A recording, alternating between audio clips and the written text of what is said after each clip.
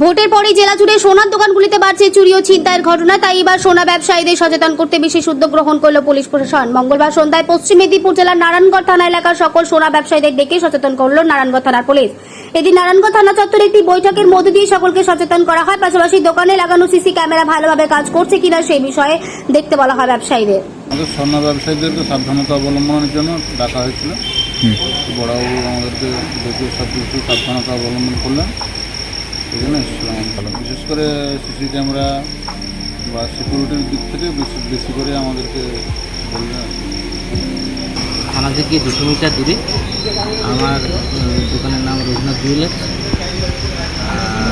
আমাদের বড়বাবু আজকে ওই বিভিন্ন রকমের অসামাজিক কাজবাজগুলো হচ্ছে তো, এবং টাকাতে প্রচুর পরিমাণে করাপশনটা বেড়ে গেছে, তাই আমাদের এখানে ডেকেছিলেন, আমাদেরকে সচেতন করলেন।